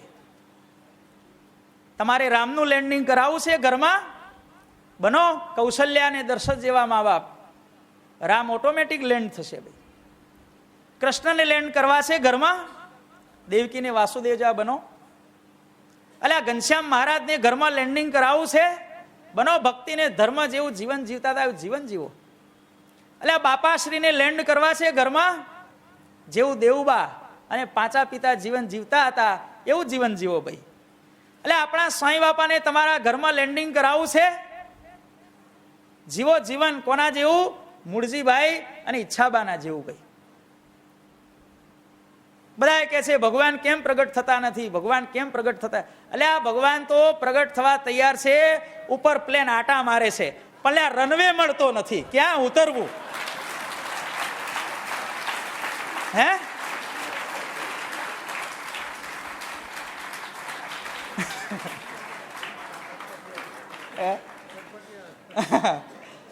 ભગવાન તો અવતાર લેવા માટે તૈયાર છે, પણ ક્યાંય રનવે છે ભાઈ? ધર્મ ને ભક્તિ જેવો રનવે છે ક્યાંય? દેવુબા અને પાંચા પિતા જેવો રનવે ક્યાંય છે? ઈચ્છાબા ને મૂળજીભાઈ જેવો રનવે ક્યાંય છે? અને આવો રનવે ન મળે એટલે બધા ફટફટિયા ઉતરે, પછી લોહી પી ગયો છે ને, પાણી નથી પાતો ને, હામું બોલે છે ને, ગાળો બોલે છે ને, આ બધા ગબ્બર સિંહ જ આવે પછી ઘરમાં બધા ભાઈ. સમજ્યા ભાઈ? સંપૂર્ણ જવાબદાર કોણ છે? મા બાપ જવાબદાર છે ભાઈ. પર સ્ત્રીને ક્યારે સ્પર્શ કરશો નહીં ભાઈ. ખ્યાલ આવે છે ને ભાઈ? બધું પર પુરુષનો સ્પર્શ ન થાય, એની જોડે બોલાય નહીં ભાઈ. અને આ બધું થાય એનું કારણ શું છે ખબર છે? જેમ રોકેટને અધ્ધર ચડાવવું હોય ને, તો પાછળ ધક્કો પેદા કરવા માટે એમાં બધું બળતણ ભરવું પડે, ઠાંસી ઠાંસીને.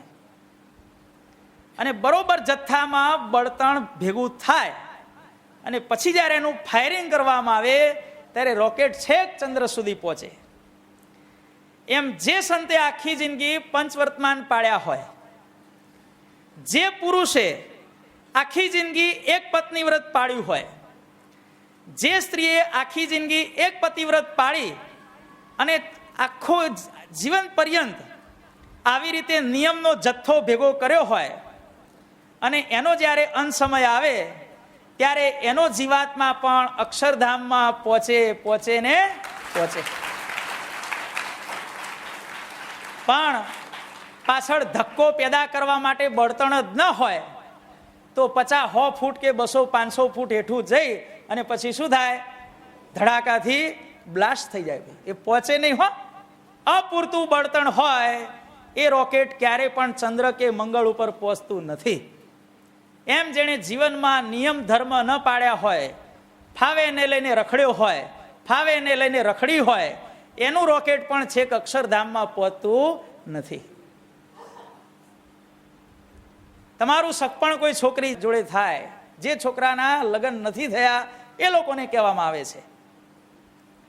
તમારું સગપણ જે છોકરી જોડે થાય, અત્યારે તો કેટલી સુંદર મજાની પ્રથાઓ છે ભાઈ, તમને એકબીજાને ઓળખવાનો ચાન્સ મળે છે, બરોબર ને ભાઈ? પહેલા જેવું થોડું હતું કે મા બાપ ગોઠવી આવે એટલે પૈણી આવવાનું, એવું નથી ભાઈ. અત્યારે દરેકને સ્વતંત્રતા મળી છે, જાતે જુએ, જાતે વાતચીત કરે, કેટલી બધી છૂટ છે કહો. એકબીજાના સ્વભાવ, પ્રકૃતિ, રુચિ અરુચિ બધું જાણવાની અત્યારે મા બાપ પોતે છુટ્ટી આપે છે. પણ મહેરબાની કરી અને જે છોકરી જોડે તમારું સગપણ થાય એને પણ જ્યાં સુધી લગ્ન ન થાય ત્યાં સુધી મહેરબાની કરી અને એનો સ્પર્શ કરશો નહીં. અને પછી જોજો, લગ્ન પહેલા તમે સંપૂર્ણ બ્રહ્મચારી હશો અને લગ્ન પછી તમે થ્રુ આઉટ લાઈફ ટાઈમ એક પતિવ્રત અને એક પત્નીવ્રત હશો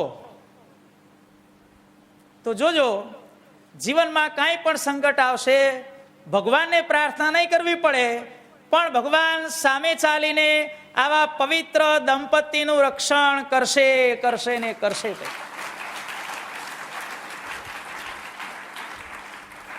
ભીડ પડે પ્રેમી ભક્તને જ્યારે, વારે આવે મેર કરીને ત્યારે, બની પ્રભુ માણકીના સ્વાર. આપણા જીવનમાં ભીડ આવે ત્યારે સામે ચાલી અને ભગવાન રક્ષા કરવા પધારે, પણ ક્યારે? આવું પવિત્ર જીવન હોય ને તો ભગવાન સામે ચાલીને આવે ભાઈ. જેને તેને લઈને રખડવા નાહી જઈએ એને ક્યારે પણ ભગવાન રક્ષા કરવા આવતા નથી ભાઈ. માટે આજના દિવસે નક્કી કરો ભાઈ, આપણે બધાએ નક્કી કરીએ ભાઈ કે પવિત્ર જીવન હંમેશા જીવવું ને જીવવું. દિવ્ય જીવનની જ્યોત જગાવો, આપ કરતા થઈ કાર્યો દીપાવો, અને છેલ્લે પછી શું આવે? મંગલમય સુખ નિત્ય દેનારા, જય ઘનશ્યામ, જય જય કરનારા. જુઓ ભાઈ, પણ એના પહેલા સૌથી પહેલી શરત બાપાએ કઈ મૂકી છે ભાઈ? દિવ્ય જીવનની જ્યોત. એ કોને પ્રગટાવવાની છે? એ આપણે પ્રગટાવવાની છે. અને આપણે પ્રગટાવીશું એટલે આપણા તમામ કાર્યો ભગવાન દીપાવશે અને મંગલમય સુખની ભગવાન મંગલમય સુખ પણ આવશે. અને જય ઘનશ્યામ, જય જય કરનારા. ભગવાન આપણી દરેક ક્રિયામાં જય કરાવે છે ને કરાવે છે. કદાચ કોઈના જીવનમાં ધારો કે ભૂલ થઈ ગઈ હોય, પગ લપસી પડ્યો હોય, તો આજના દિવસે બધાએ નક્કી કરો કે હવેથી અમારે ભગવાનને રાજી કરવા માટે જાગ્યા ત્યારથી સવાર, ભૂલ્યા ત્યાંથી ફરીથી ગણો ભાઈ. પણ આજથી નક્કી કરો, શ્રાવણ વદ એકાદશી આજનો પવિત્ર દિવસ છે ભાઈ. અજા એકાદશી આજનું નામ છે ભાઈ. અજા એટલે શું? જ એટલે જન્મ અને મરણ, અને અ એટલે જન્મ મરણથી રહિત કરે એવી આજની પવિત્ર એકાદશી છે ભાઈ, અજા એકાદશી. તો એ દિવસે નક્કી કરો કે હવે જીવનમાં ક્યારે પણ આ સભામાં બેઠેલા દરેક પુરુષો નક્કી કરે કે આજ પછી હું કોઈ પણ પર સ્ત્રીનો સ્પર્શ કરીશ નહીં. મારા બાળકોની હાજરીમાં મારી પત્નીનો પણ સ્પર્શ કરીશ નહીં, અને બને ત્યાં સુધી મારી પત્ની સાથે બોલીશ પણ નહીં. કંઈ પણ મારે વાતચીત કરવી હશે તો વચ્ચે હું સંતાનને માધ્યમ તરીકે રાખીશ. દરેક સ્ત્રી એવું નક્કી કરે કે ક્યારે પણ પર પુરુષો જોડે ઊભી રહી હું ક્યારે ગપ્પા કે હાહા અને હીહીના ધંધા કરીશ નહીં. ખ્યાલ આવ્યો ભાઈ? અને ક્યારે પણ સંતાનોની હાજરીમાં હું મારું મર્યાદાનું જે વર્તન છે એ ક્યારે પણ ચૂકીશ નહીં. હું મારા પતિ જોડે સંતાનોની હાજરીમાં જો વાત કરવી હોય તો ડાયરેક્ટ વાત નહીં કરું. વચ્ચે કોને માધ્યમ તરીકે રાખીશ? સંતાનોને માધ્યમ તરીકે રાખીશ. આવું જો આપણે જીવન જીવીશું, સાંઈ બાપાને બ્રહ્મચર્ય વ્રત આ મર્યાદા કેટલી બધી પ્રિય હતી એ તમે સાંઈ બાપાની જોડે જેણે દીક્ષા લીધી છે એવા સંતોને પૂછો ભાઈ. આખી રાત મીટિંગ ચાલે ભાઈ. સાંઈ બાપાને ખબર પડે કે આ હરિભક્ત પર સ્ત્રીમાં લપટાયેલો છે તો બાપા એને સમજાવવા માટે, સુધારવા માટે, શિક્ષા કરવા માટે રાત્રે ચેષ્ટા બોલાઈ જાય, પછી મંદિરમાં મીટિંગ કરે. તે સાંઈ બાપા છેક સીધા મંગળામાં નાવા જાય ભાઈ. પણ જ્યાં સુધી હું સુધરી જઈશ એવું સાંઈ બાપાના ચરણે હાથ મૂકીને વચન ન આપે ત્યાં સુધી સાંઈ બાપા એને છોડે નહીં ભાઈ. ખ્યાલ આવે છે ને ભાઈ? તો આ પ્રમાણે આપણે દિવ્ય જીવન જીવી અને ભગવાનને આપણે સદાય પ્રસન્ન કરતા રહીએ એવી દિવ્ય બળ બુદ્ધિની શક્તિ ભગવાન આપણને આપે. ત્રિભુવન કમનીય રૂપ ભવ્યામ પ્રગટ જયામ અવતારિણ સુગાથામ નિરવધિ સુખદામ સદા વિતન્વન જગતિ ચકાસ્તુ મુનેત્રનોપજી બાપા. ઇતિ શ્રી સ્વામિનારાયણ ગાદી આદ્યાચાર્ય પ્રવર સનાતન ધર્મ સમ્રાટ ધર્મ ધુરંધર અષ્ટોત્તર સહસ્ત્રોપમ જીવન પ્રાણ શ્રી મુક્ત જીવન સાંઈ બાપા વિરચિતે શ્રી સ્વામિનારાયણ બાપા ચરિત્રામૃત સાગરે શ્રી કાણ સત્સંગ શાસ્ત્રે અષ્ટમ પ્રવાહે બાપા શ્રી નિગદિતો પાસન વિધિર નામ ચતુર્દશ તરંગ. બોલો અક્ષરધામનાધિપતિ બાપાની જય, ઘનશ્યામ મહારાજની જય, હરે કૃષ્ણ મહારાજની જય, સહજાન સાંઈ મહારાજની જય, બાપાશ્રીની જય, સદગુરુશ્રીની જય, સ્વામિનારાયણ ગાદીના અધ્યાચાર્ય પ્રવર ધર્મ ધુરંધર સનાતન ધર્મ સમ્રાટ પરમ કલ્યાણકારી જીવન પ્રાણ